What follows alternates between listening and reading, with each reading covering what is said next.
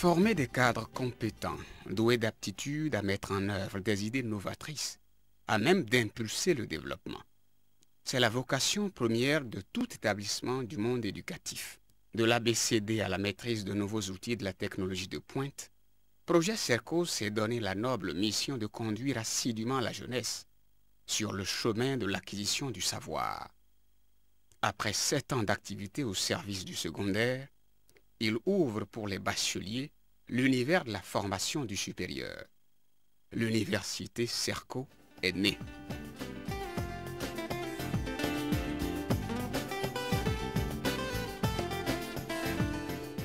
Lorsqu'il naissait en octobre 1998, Projet Cerco était mu par la vocation sociale de donner une chance à la formation du secondaire aux multiples écoliers issus de familles démunies, nantis du certificat d'études primaires, mais non classés dans les établissements secondaires publics.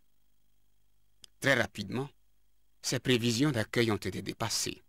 De 300 élèves, le tout premier établissement secondaire, Cerco-Siquet, a dû revoir ses ambitions à la hausse. Les 1126 élèves qu'il a dû accueillir n'étaient plus qu'un effectif de démarrage. Il a fallu penser à la création d'autres établissements. Cerco-Godomain en 1999, Cerco-Apakpa et Cerco-Fidjourcé en 2000, Cerco-Paracou en 2002, Cerco-Boïcon et Cerco-Porte-Novo en 2004.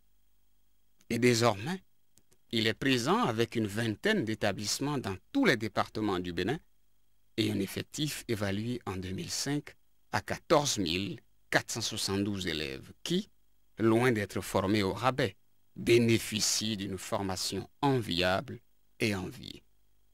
Dès la classe de 6e, l'apprenant est mis en contact avec l'outil informatique. Il en acquiert les aptitudes d'un bon opérateur de saisie, de monteur de sites web et de clips vidéo, etc., pour une formation évaluée seulement à 55 $ US, contribution scolaire comprise. En classe de seconde, la formation est renforcée par un cours d'entrepreneuriat, doublé de stages dans les entreprises partenaires. Mais la grande particularité de Projet Cerco est qu'il a réussi à introduire avec succès dans le système éducatif les TIC, dont il assure la vulgarisation à travers plusieurs réalisations. Ces cybercafés ne se comptent plus et sont répartis dans les plus grandes villes du Bénin. Un bus de l'Internet a été mis en service en 2003. Projet Cerco a créé des sites web à plusieurs artistes et plus encore aujourd'hui. Il peut se vanter d'être un fournisseur d'accès Internet éducation depuis la mise en place du système de communication par VSAT et sa connexion à la fibre optique, une innovation qui lui a permis de créer un réseau TIS avec l'interconnexion de tous ses collèges et de lancer la classe numérique à travers laquelle l'élève a des facilités d'étudier, de réviser ses cours, de faire des exercices, de solliciter et d'obtenir des explications complémentaires de son professeur via l'éthique. Moulés dans un tel système d'études, les élèves de la toute première promotion de Projet Cerco partent tout confiants à l'assaut du premier diplôme universitaire en 2005. Seulement, ils s'inquiètent d'un parcours universitaire aux conditions drastiques et d'une ouverture à l'emploi presque incertaine. Après mon bac, j'aimerais aller à l'Université nationale du Bénin. Mais à voir les conditions de travail difficiles de mes frères, j'ai peur d'y aller. Je pense plutôt suivre une formation dans une école professionnelle en administration des finances pour que plus tard je puisse intervenir dans une institution financière. Après l'obtention de mon baccalauréat, j'aspire à obtenir un diplôme en gestion des entreprises parce que ce diplôme me permettra de créer une entreprise afin de susciter des emplois. Moi, j'aimerais faire le journalisme parce que c'est une vocation pour moi. Et cette formation ne se fait pas sur l'Université nationale du Bénin. S'il en est ainsi, après mon obtention de baccalauréat, je préfère suivre une formation professionnelle dans une école de la place en management pour pouvoir diriger ma propre entreprise. Et par rapport à la question qui m'est posée de savoir quand même comment nous vivons les réalités estudiantines par rapport à nos études, je crois que beaucoup de choses se passent et on a tellement de difficultés au niveau de la formation et au niveau de l'insertion.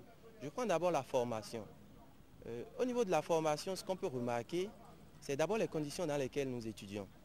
Ces conditions ne sont pas des conditions à favoriser l'apprentissage facile. Par exemple, en CBG1, nous sommes plus de 800 étudiants. Donc les profs n'arrivent pas à parler à haute voix pour que ceux qui sont derrière aperçoivent ce qu'on dit. Et de deux, soit quand le micro a des problèmes, c'est catastrophique. Souvent on a de bons professeurs, avouons-le. Mais il faut qu'ils essaient de revoir les conditions de vie. Surtout de construire des amphis parce que ça ne va pas, surtout en énergie. Quand par exemple on veut suivre le cours de sociologie politique, les étudiants sont souvent debout, on se dispute même pour des places, c'est pas normal. Ayant également perçu tous ces problèmes, Projet Cerco a décidé d'ouvrir son université afin de permettre à ces jeunes du Bénin et du reste du monde d'accéder à une université dynamique et très performante. Au milieu de jeunes bacheliers qui sortent de nos écoles, nos universités ne leur proposent qu'une carte de formation en totale inadéquation avec le marché de l'emploi. Beaucoup de jeunes de nos villes secondaires sont obligés de venir à la capitale, quittant leur famille et venant à Cotonou chercher un toit pour continuer leurs études. Nous avons aussi d'autres jeunes qui, observant la misère et l'avenir incertain, choisissent de s'expatrier. Vous les voyez obtenir très difficilement leur visa. Et une fois qu'ils arrivent en Europe, ils arrivent à poursuivre leurs études dans des conditions très difficiles. Nous aurons aussi dans notre université des fonctionnaires, des étudiants qui ont fait par exemple le BTS, le DTS, la maîtrise et la licence, et qui ont envie de continuer leurs études, faire le 2e et le 3e cycle. Notre université propose aussi des formations aux étudiants qui sont en Europe, aux États-Unis, et à tous ceux qui veulent en général, par exemple, une formation à la carte, faire une certification. Nous avons aussi l'ambition de proposer des formations aux Béninois de la diaspora, aux Africains en général, qui, sans se déplacer, peuvent suivre des cours sur nos langues locales, sur notre culture, pour mieux l'appréhender. Notre principal atout, c'est le coût de la formation qui est très réduit et qui est à la portée du grand nombre. Nous avons, par exemple, des étudiants qui peuvent être en Europe. Je suppose en France, par exemple, ils paient 16 unités de valeur là-bas, composera en France, mais suivra ses cours donc au Bénin, chez nous au Bénin. Je crois que c'est un peu notre ambition et nous avons mis toutes les infrastructures qu'il faut pour pouvoir arriver donc à faire de cette plateforme une grande réalité. Projet Cerco prend ainsi une sérieuse option, celle de minimiser le coût de la formation dans le supérieur. Toute l'expérience technologique qu'il a capitalisée au fil des années sera mise de façon judicieuse au service de cette université pour former des diplômés capables de se prendre en charge. Nous avons 4 mégas de connexion Internet à haut débit via VSAT et fibre optique. Nous utilisons les technologies les plus avancées que nous mettrons également à la disposition de nos universités partenaires afin de diffuser donc à nos étudiants des cours de qualité. Notre université est à Cotonou, mais est également décentralisée à Porto Novo, Ouida, Alada, Boycon et bientôt à Parakou, ce qui limite le déplacement donc des jeunes sur la capitale. Notre université n'est pas une simple université virtuelle. Nous avons beaucoup plus de cours présentiels, mais nous utilisons les systèmes les plus avancés. Je dois remercier l'Université de Montréal qui a mis à notre disposition un serveur de 4 téraoctets pour faire du streaming statique et dynamique. Nous pouvons donc diffuser du son, de la vidéo, au clic et à volonté. Nous avons aussi, ça va vous étonner, notre propre plateforme avec la Roline de cours d'e-campus qui permet donc, qui fonctionne sur Linux et qui utilise la technologie PHP et MySQL. Nous avons un autre serveur, WIMS, qui fait de la mathématique appliquée. Je crois que c'est des systèmes très avancés qui permettent de rassurer les uns et les autres sur la technologie et sur les systèmes que nous maîtrisons déjà depuis un fort moment donc, au projet Serco.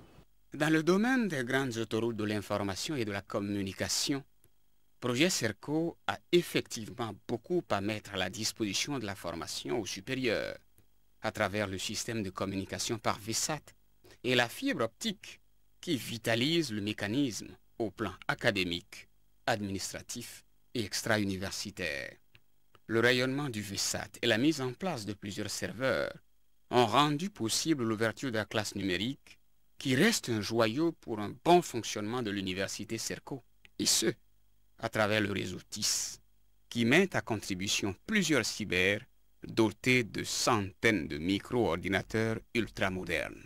La classe numérique est un système de formation en ligne très simple qui permet donc à l'étudiant de pouvoir travailler comme s'il est dans un amphi ou bien dans une classe. Et il peut lire ses cours, faire ses devoirs, soumettre des travaux et en même temps dialoguer avec ses professeurs. Nous allons faire une petite démonstration.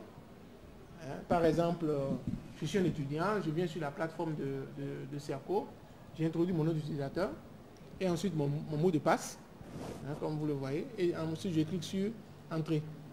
Et une fois que je clique sur Entrée, donc je descends sur mes cours, j'ai la liste de mes cours qui sont là. Si je choisis par exemple un cours automatiquement, vous avez maintenant les outils, les exercices, le parcours pédagogique, les travaux où l'étudiant peut soumettre des travaux. Vous avez groupe où il peut être associé à d'autres étudiants en ligne. Vous avez la possibilité aussi de dialoguer avec son professeur. Si par exemple nous choisissons la session de lire les cours, vous voyez un peu, il lit ses cours et après, il peut faire des exercices. Et une fois qu'il a fait ces exercices, il valide. Et aussitôt, la plateforme lui dit le résultat. Et quand il a terminé, et il peut dialoguer avec son professeur, un peu comme, et partager aussi ce que les autres ont déjà dit avec le professeur. Il peut dire le prochain cours, il peut taper, et dès qu'il a envoyé, le message est soumis automatiquement au niveau de son professeur. Donc c'est un système assez efficace qui est utilisé aujourd'hui dans toutes les universités au niveau mondial et qui permet donc de pouvoir contrôler le travail à distance. L'étudiant même peut, comme vous le voyez bien, travailler sur une plateforme, aller chercher des documents et l'envoyer directement avec un petit mot à son professeur. La classe numérique, après un an, a beaucoup aidé les élèves. Ça nous a beaucoup aidé. Chaque semaine, on va au moins deux fois sur la classe numérique pour travailler, faire des exercices, revoir les cours. Après avoir travaillé durant un an sur la classe numérique, cela m'a beaucoup aidé dans certaines matières dont particulièrement je n'avais pas eu à mieux comprendre les cours. Je peux dire, après un an d'expérience sur la classe numérique, j'ai eu à comprendre beaucoup de choses que je ne comprenais pas. Par exemple, la maths et la physique. Et je crois que c'est le BPC garanti chez moi.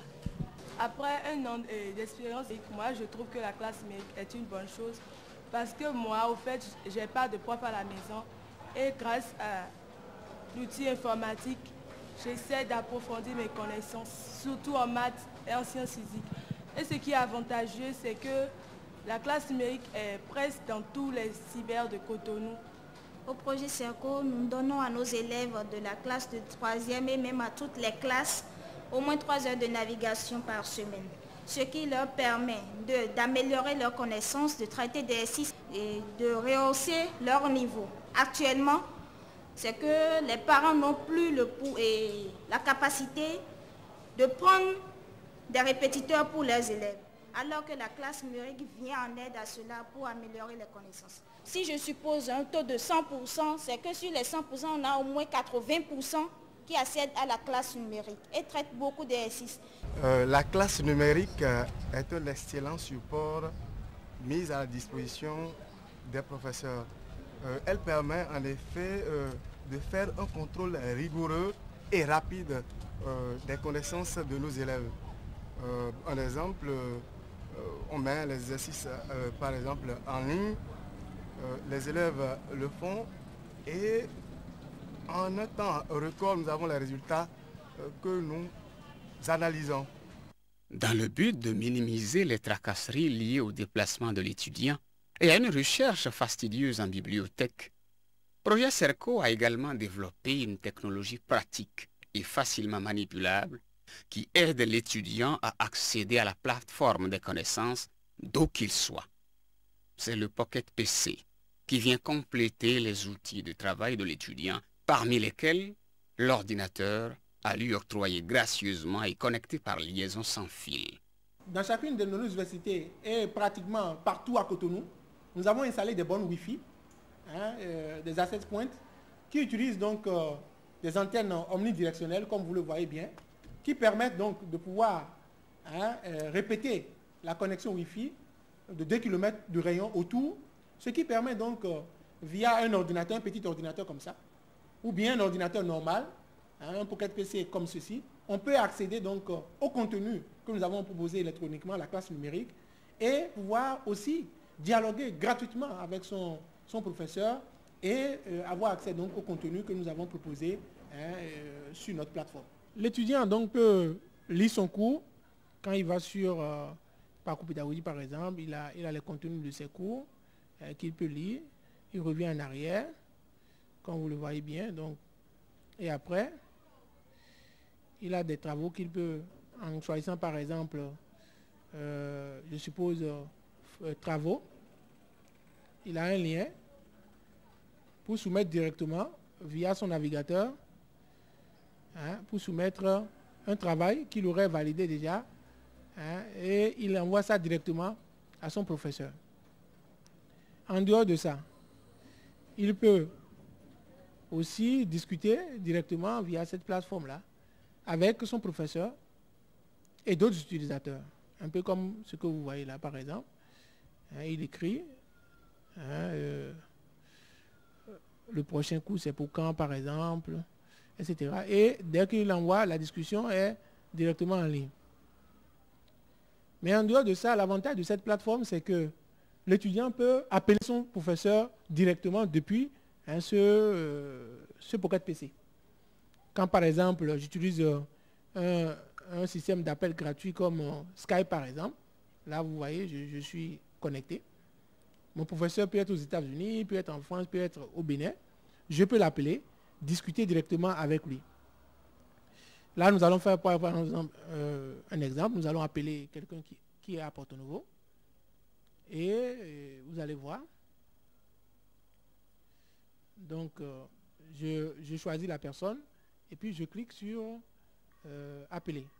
Et comme vous le voyez, ça se déclenche aussitôt et la personne va me répondre et on pourra parler tout à l'heure. Alors, donc, vous voyez comment il a répondu. Allô, Roland? Oui, alors bonjour, monsieur. Oui, comment allez-vous? C'est juste un test depuis le Pocket PC? Ah non? Oui, tu me reçois? Que de merveilles pour permettre à l'étudiant de bien étudier. Et ce n'est pas tout.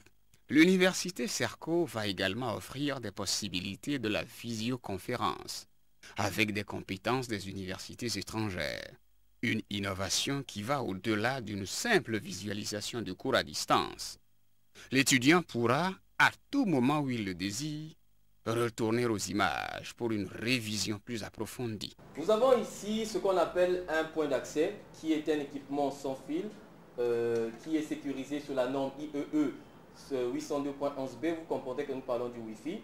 Et c'est un équipement qui a un avantage, c'est qu'il permet à d'autres équipements sans fil, notamment des ponts, des cartes PCMCIA, des PDA et des cartes PCI, de pouvoir se connecter à lui et de distribuer ce que nous voulons distribuer sur notre réseau.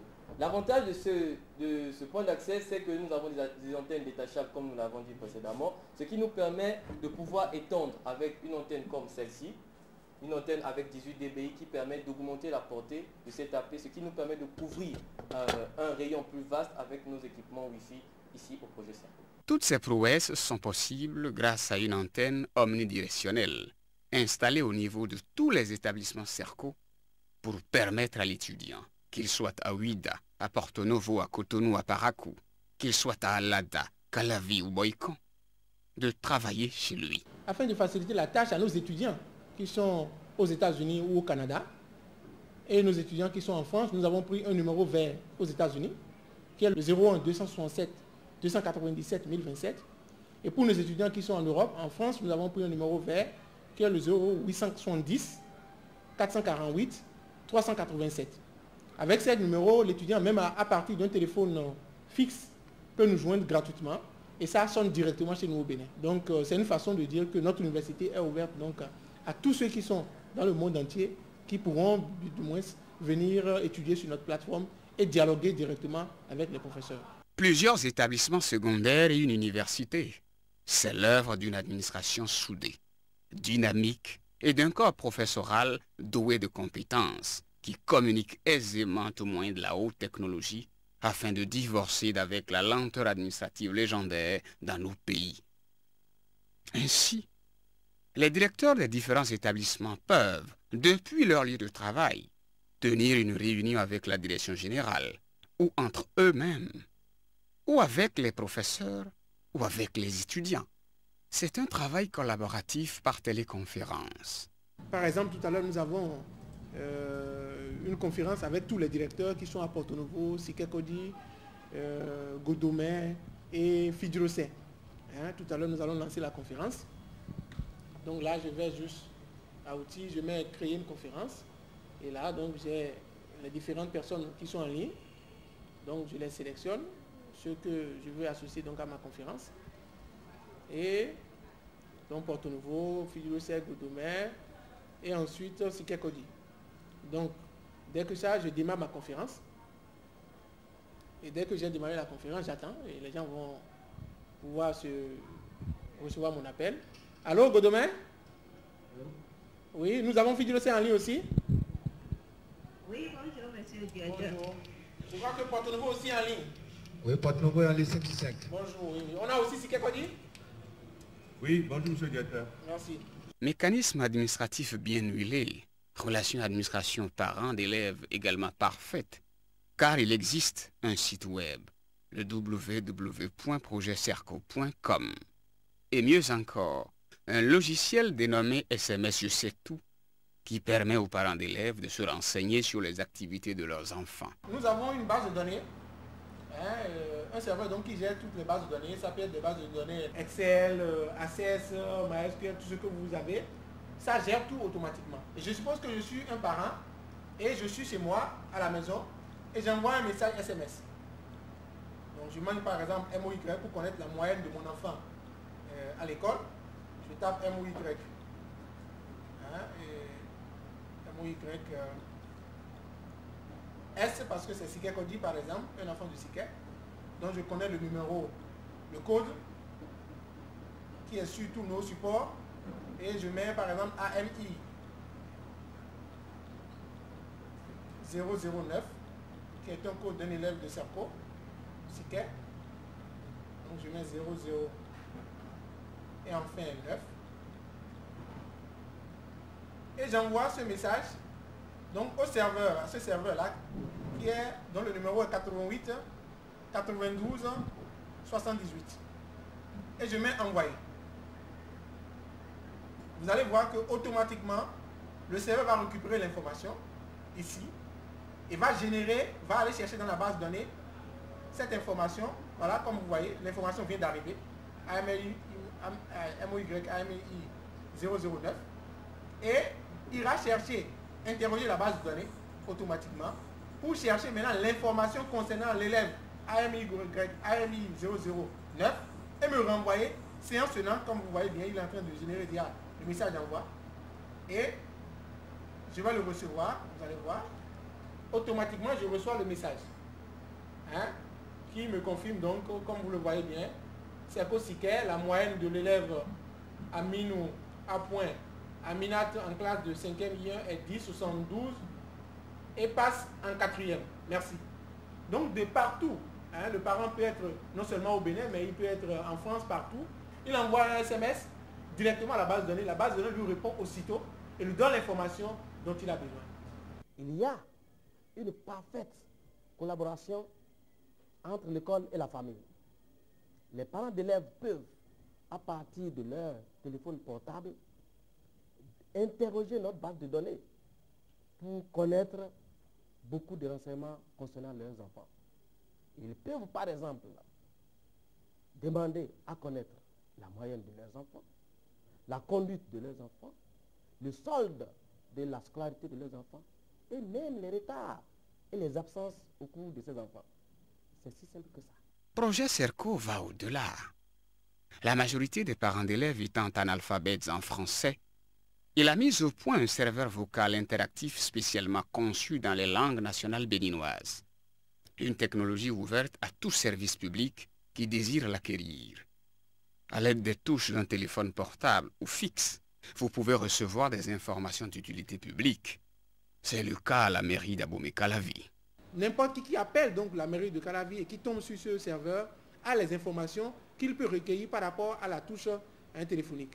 Donc, par exemple, dès que vous appelez la mairie, et je suppose que c'est un numéro 32 42 20 par exemple, automatiquement, ça démarre le scénario.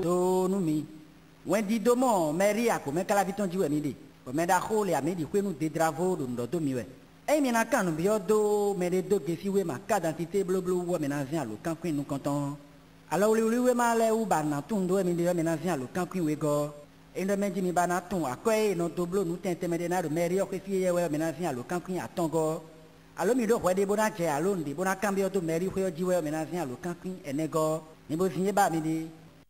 Nos populations ne sont pas que francophones, c'est-à-dire que nous allons prendre en compte donc ceux qui parlent le fon, ceux qui parlent le dindi, et dans toutes les contrées donc de nos pays, nous devons prendre en compte la culture africaine, intégrer cela pour faire promouvoir également nos réalités locales. Avec tous ces outils de travail, Projet Cerco a été distingué par l'Université de Montréal et par le Centre de recherche pour le développement international, CRDI, à l'issue d'une étude sur l'introduction des TIC dans l'éducation en Afrique, comme école hors norme. Il part donc confiant dans le lancement officiel de son université, fier des nombreuses autres distinctions qui le galvanisent dans cette œuvre de formation de jeunes diplômés capables de se prendre en charge. Il s'agit entre autres du trophée Cori du manager de l'année 2004 au Bénin, du trophée African Social Award 2004, du trophée Africa 2005, du trophée Tam Tam d'Afrique, et j'en oublie. Cette carte de visite respectable a valu à Projet Cerco d'être de plus en plus consulté au plan national et international, à travers plusieurs forums, pour ses innovations en matière d'introduction des TIC dans l'éducation. Faudrait-il rappeler le forum sur la solidarité internationale pour l'éducation qui s'est tenu en France en avril 2005. Il faut leur apporter nos problèmes. Il faut que le problème des enfants mal scolarisés d'ici devienne un problème dont il soit chargé avec moi. Parce que lui, il est absolument obligé d'inventer.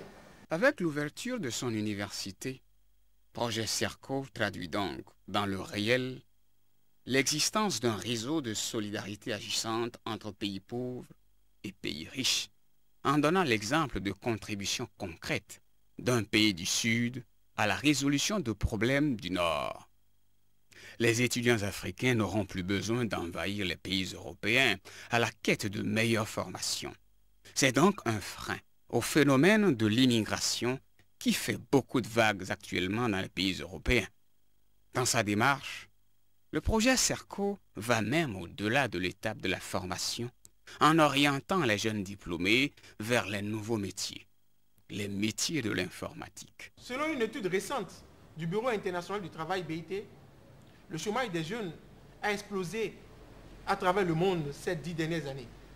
Cette étude démontre également l'écart entre la progression du nombre de jeunes et la capacité de nos économies à leur fournir du travail. Les call centers, le télétravail en général, au vu de la main-d'œuvre qualifiée et bon marché dans nos États, a été identifié comme un secteur pourvoyeur de milliers d'emplois pour les jeunes les 10 prochaines années. La technologie est à notre portée. Vous savez, par exemple, vous êtes à Genève. Vous avez payé un ordinateur. Avec un scanner. Rentrez chez vous, vous avez un problème d'installation de ce scanner. Pas de panique. Vous prenez votre téléphone portable, vous appelez le service après-vente. la K131 par exemple. Alors, un charmant garçon vous prend au téléphone et vous indique les étapes de l'installation de votre scanner. Il dit s'appeler Giscard d'Estaing et parle un bon français. Alors que c'est bien sûr Bagidi Kofi qui est à Cotonou et qui vous assistait depuis Cotonou au Bénin. C'est ça l'avenir. Et je crois que ça a créé des milliers d'emplois au Sénégal, en Tunisie, en Afrique du Sud. Nous avons eu des milliers d'emplois qui ont été créés au Maroc. Et je pense que le Bénin a toutes les potentialités qu'il faut aujourd'hui pour embrasser ce marché et créer ces milliers d'emplois-là. Nous avons un pays stable et démocratique. Nous existons à côté d'un géant, le Nigeria, un pays francophone, à côté d'un pays anglophone. Nous avons une main-d'œuvre bon marché et des charges sociales très faibles. Le Bénin dispose aussi d'infrastructures télécom très performantes et très modernes. Voyez un peu la fibre optique. Nous avons des infrastructures sous-exploitées. La seule chose qui nous reste, c'est un bon niveau de formation au métier de l'informatique avec des jeunes assez dynamiques. Et je crois que cette université va s'atteler donc à ouvrir la technologie au télétravail, au e-job. C'est ça notre défi. Et je pense que c'est un défi que nous allons relever ensemble. Nos coûts de formation sont d'environ $300. Ce qui permet donc au plus grand nombre de pouvoir avoir accès donc à notre carte de formation. Mais Serco met à la disposition de chaque étudiant, pour toute la durée de sa formation, chez lui, un ordinateur avec un système donc Wi-Fi. Et pour ceux qui n'ont pas accès à Internet, un système très sophistiqué d'aspiration du site par clé USB. L'université Serco, qui s'ouvre à la rentrée académique 2006, est donc une initiative bien pensée et bien conçue pour être un outil du milieu éducatif béninois au service du développement et de l'excellence.